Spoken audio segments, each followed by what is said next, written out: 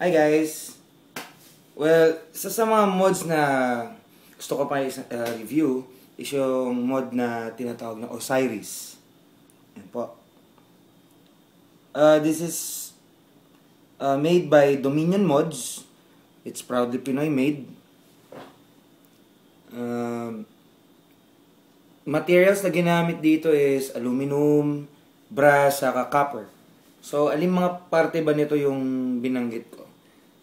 So, unang-una, yung aluminum, it's T6 aluminum, yung mismong pinaka-body. It's anti-acidic, yung matte finish niya.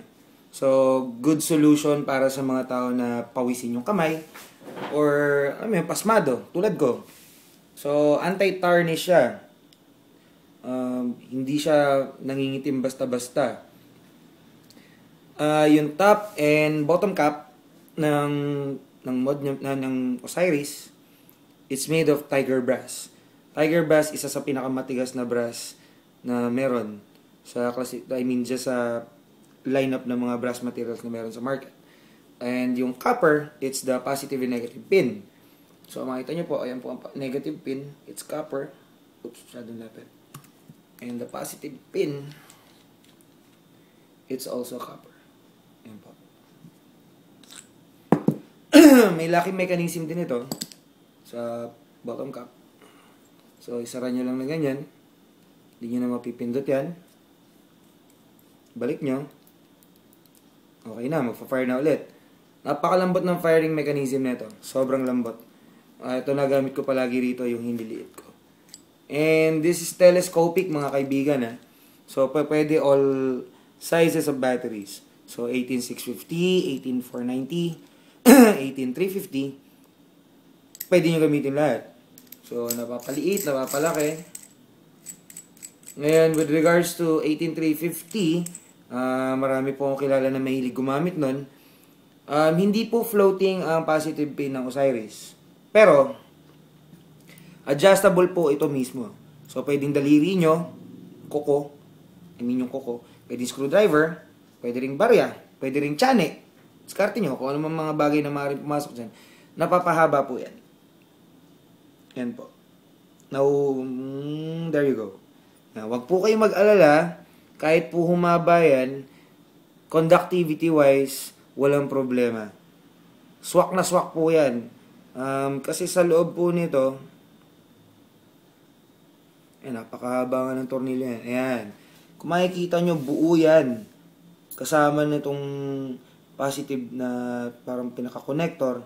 Ito po yung pinaka-pin. Nakatornilyo lang. So, ayan, ang haba na po. So, kung kumakalog, gabaan nyo lang hanggang sa hindi na siya kumalog. Well, sa 18490 and 18650, hindi na po kailangan. Sarado nyo lang. And, para siyang 69 mod, it's interchangeable. So, paano ko nasabi? Kung mapapansin nyo po yung pinaka-body ng Osiris, meron siyang maliit na part dito. And ito yung mas mataba. So, kanina, yung pwesto na ginawa ko, nasa ibabaw to. Yung top cap, bottom cap, dito. So, makikita nyo, ganyan na itsura. Ito po, pwedeng ilagay doon, at ito, pwede rin ilagay dito. So, demonstrate natin saglit. Para po may idea kayo, kasi user preference, kung saan nyo po gustong hawakan, or ano gusto nyo itsura, po pwedeng ganyan siya. So, kung kanina maalala nyo, ang firing, ang bottom cap nandito.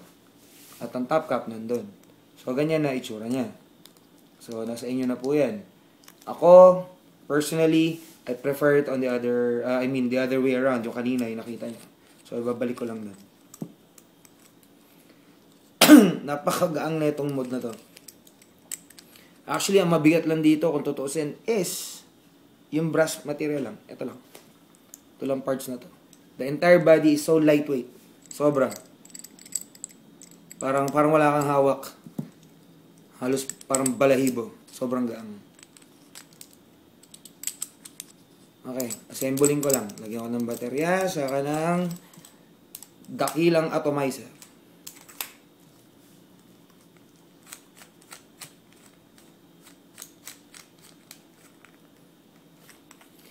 And may serial numbers po ito Tulad po ito na sa akin is 0222.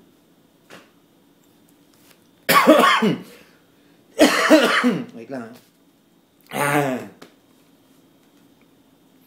Okay, so gagamitin natin ngayon is Cyclone with AFC Top Cap.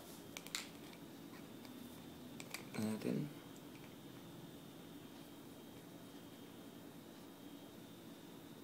Yan. So, check ko lang may juice. May juice po ba ito? Meron pa naman konti. Dagdagan na natin.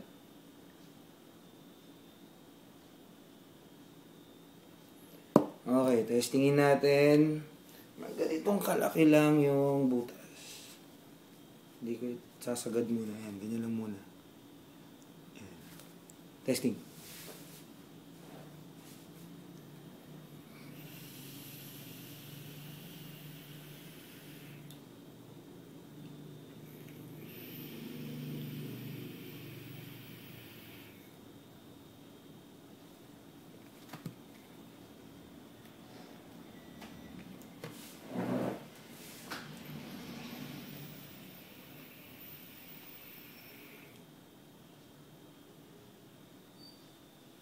Okay, try naman natin. Long drag.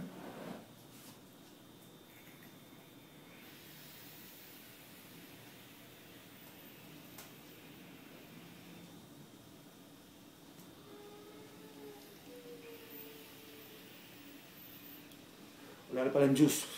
Wala akong mahigop. Wait lang.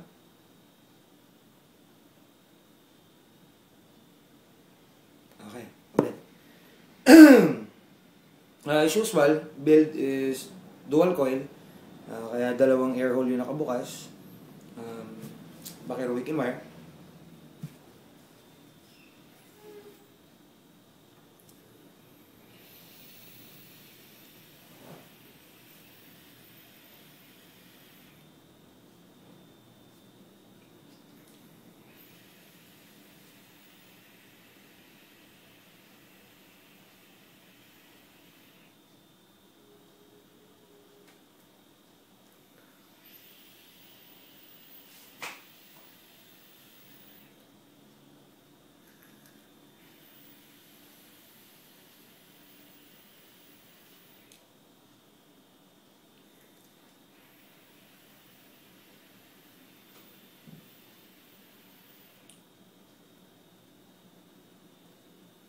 So, ayun.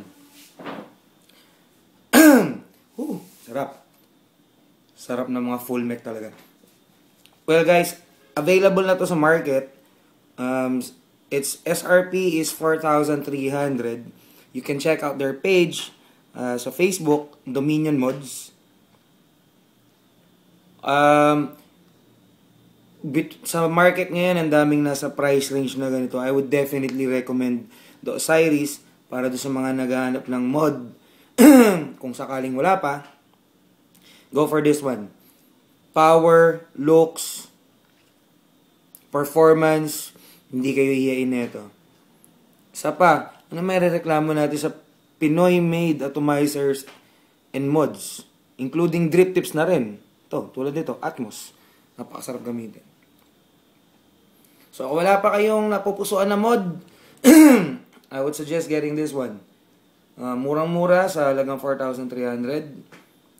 You can check the stores. Alam ko, Vape Central, almost all Vape Central outlets yata, nagkikarry na nito.